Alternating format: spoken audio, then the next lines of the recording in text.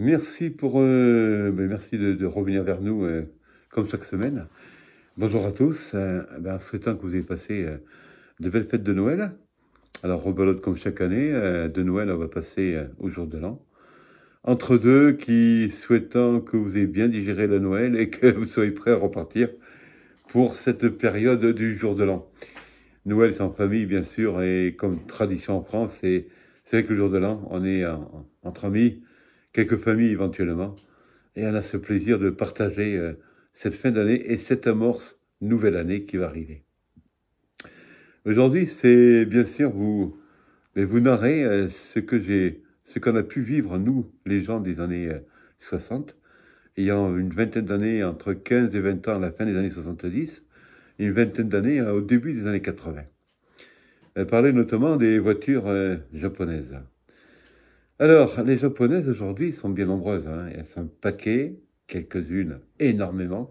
Et quand je dis quelques-unes, un peu quand même par amusement, évidemment. Cette fin des années 70, c'est notamment toutes ces voitures japonaises qui n'étaient pas si nombreuses que ça. Le quota à l'époque était quand même très limite. C'était un quota de quelques centaines de voitures. Je crois me rappeler 2 ou 3%. Ce qui fait que les premières voitures qui arrivaient à la fin des années 70 nous ont quelque peu surpris et marqués. Alors on était habitué aux marques françaises, aux marques allemandes.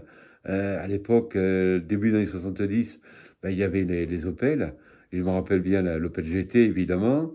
Il y avait notamment les Matra, les Jets, qui ressemblaient quelque peu aux Opel. C'était un peu le style à l'époque, hein. Petite voiture dite sportive, avec des compteurs kilométriques allant jusqu'à 230, 250 à l'heure. Mais nous, les minots, moi j'avais 10 ans à l'époque, à la fin des années 70, début 71, c'était quand même étonnant quand même, hein. On était bluffés. Voiture sportive, 250 à l'heure. Vous vous rendez compte un peu le compteur kilométrique? Mais c'est vrai qu'en effet, c'était pas 250 à l'heure, hein. C'est plus des voitures qui montaient peut-être à 130, 140, 150, 160. Mais ça nous bluffait pas mal. Il y avait bien sûr les Allemandes, les Mercedes. Alors Opel, bien sûr, allemande, et les Allemandes, Mercedes, et les BM. C'était vraiment un panel très, très représentatif de ce qu'était la voiture européenne.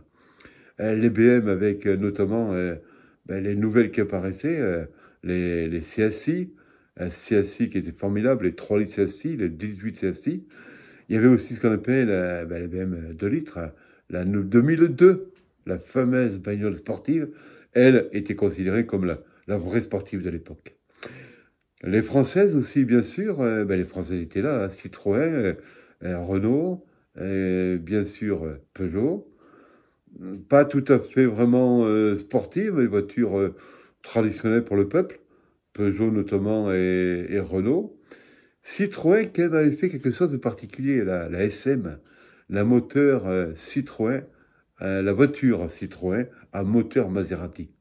Sa Majesté, comme on disait. Alors on était un peu dans la période de ce côté futuriste. Apollo 11 qui avait à l'Uni en 69, si je me rappelle bien. Bien sûr, Concorde. Concorde qui était vraiment l'avion révolutionnaire de l'époque. Vous vous rendez compte un peu, Mach 2, c'est pas mal quand même, hein. En même temps, il y avait aussi ce qu'on appelle la SM, qui reprenait un peu ces lignes futuristes. Donc on était habitué à toutes ces voitures européennes, françaises, les anglaises aussi, hein, bien sûr, les britanniques, hein.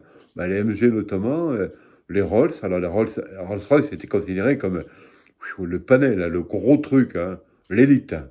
Une voiture très chère à l'époque. Qu'est-ce qu'il y avait d'autre? Aston Martin, mais Aston Martin, on en parlait pas tant que ça.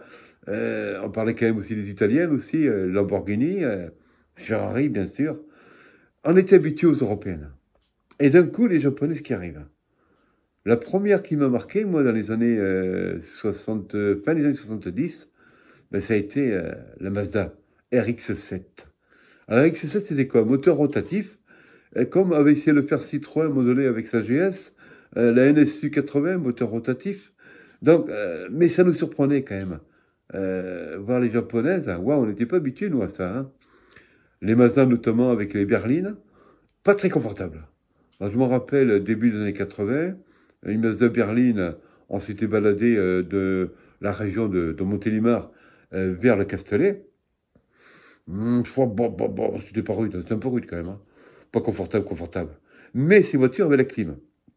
Puis elles étaient garanties. Puis il y avait de telles options finalement que sur les Françaises, les Européennes, les Françaises notamment ont payé. Et puis là, c'était quand même le pack. Les prix étaient moindres. Enfin, il y avait quelque chose qui se passait quand même dans cet univers. Et comme les quotas se sont développés au fur et à mesure, eh bien, on a continué à voir apparaître encore plus de japonaises, hein.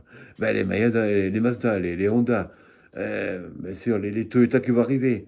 Et maintenant, dans cet univers des Lexus qui évidemment, nous arbore un tas de japonaises, qui maintenant, aujourd'hui, ces années 2000, 2010, 2020, mais nous paraissent normales dans le paysage automobile.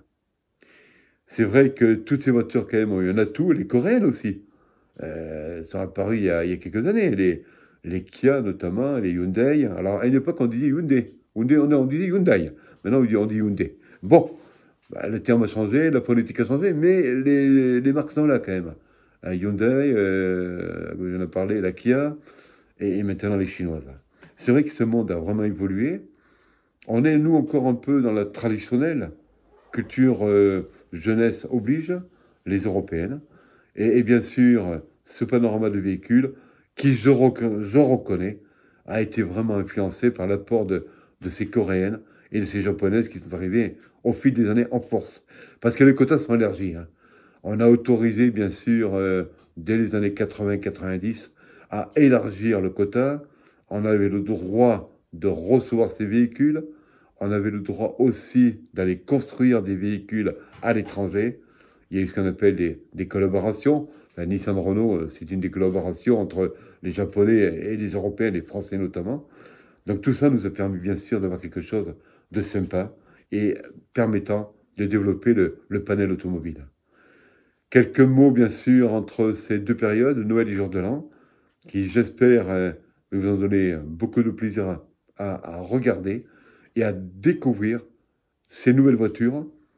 Peut-être plus si nouvelles maintenant, mais à revoir ces voitures et peut-être redonner un coup vers les anciennes, les années 70-80, les Porsche, les Mercedes, les Renault, les Peugeot, les BM, les MG, les Aston Martin, les Rolls-Royce, les Ferrari, les Lamborghini, tous ces véhicules qui, à l'ancienne, nous donnent encore beaucoup de plaisir.